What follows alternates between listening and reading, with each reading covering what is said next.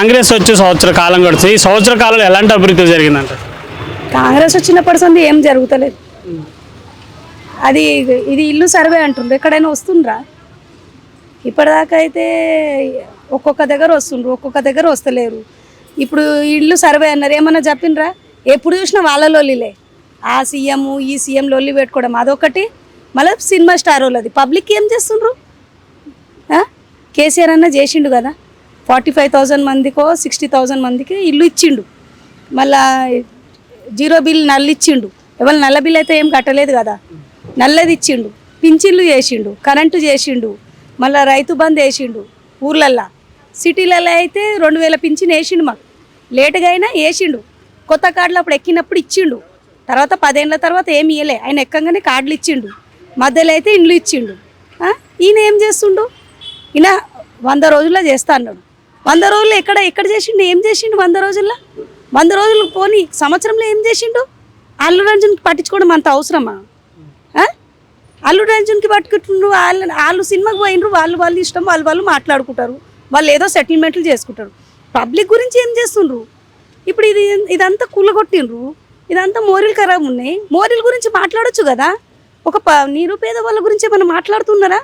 సన్నబియ్యం అంటుండ్రు, అదేమన్నా చేస్తుండ్రా? ఈ జనవరి నుంచి అంటుండ్రు, వేస్తారని ఏం గ్యారంటీ?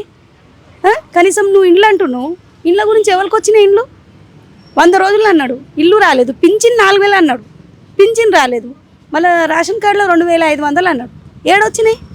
ఆయన పెట్టిన స్కీమ్ ఒక్కటనే వచ్చిందా? నేను గ్యాస్ గురించి పెట్టిన 8 సిలిండర్లని పెట్టిన, నాకు 4 వస్తాయంట సంవత్సరానికి. అదేంది అంటే సీఎంని బట్టి మేము నడవాలా? మమ్మల్ని బట్టి సీఎం నడుస్తాడా?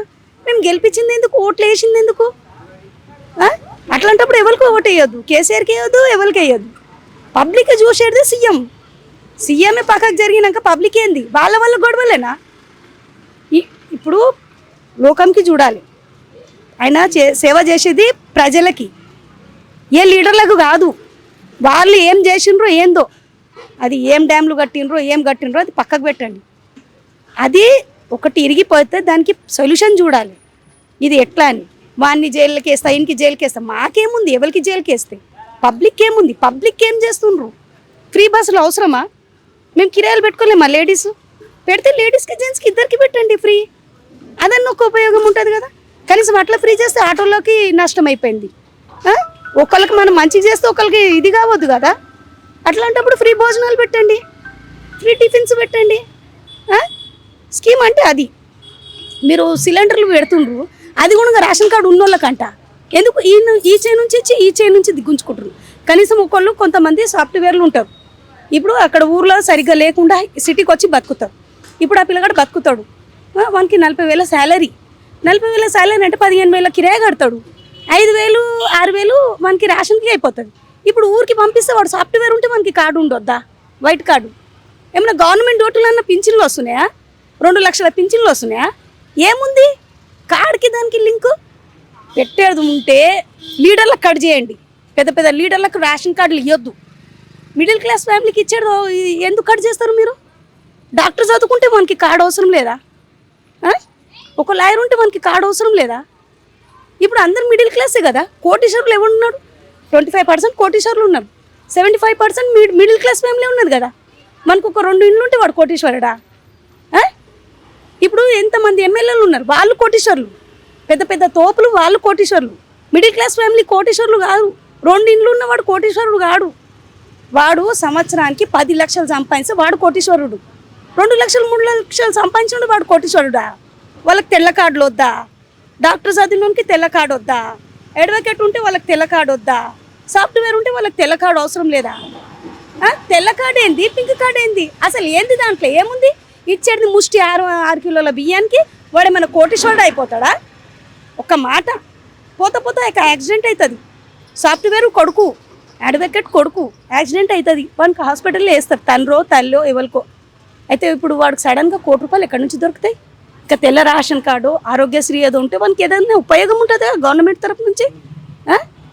అడుగు ఏం చేస్తుండ్రు ఇక్కడ వాళ్ళు? ఇక్కడైతే ఏం లేదని అమెరికాకి వెళ్ళిపోతుండ్రు, బయట దేశానికి వెళ్ళిపోతుంది. మన దేశంలో ఏముంది?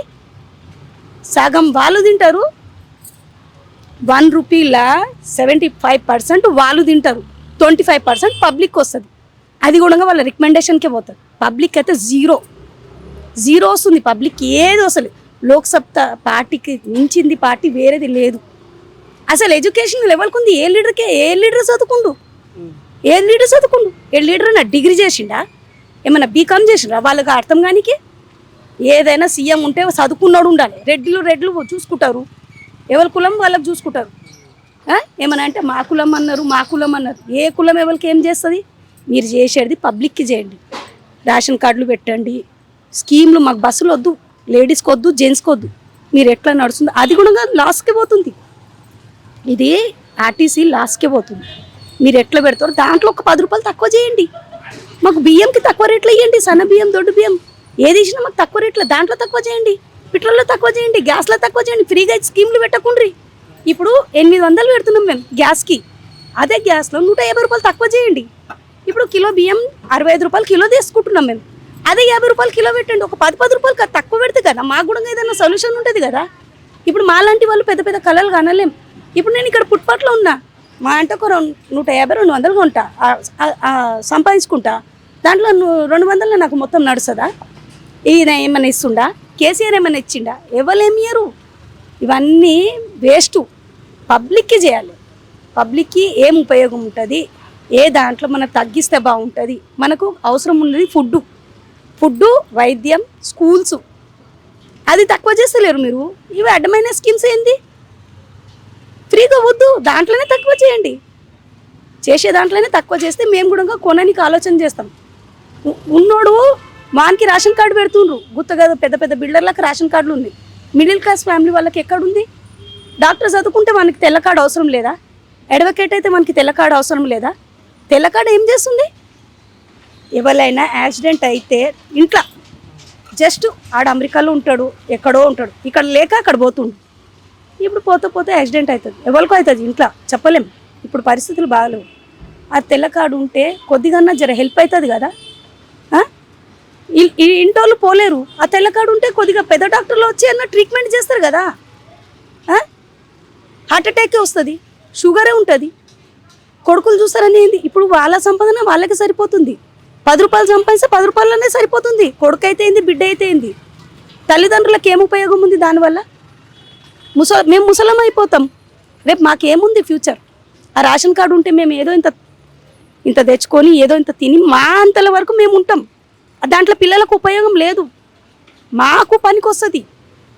ఈ కాలంలో పిల్లలు తల్లిదండ్రులకు సంపాదించేంత లేదు బెనిఫిట్స్.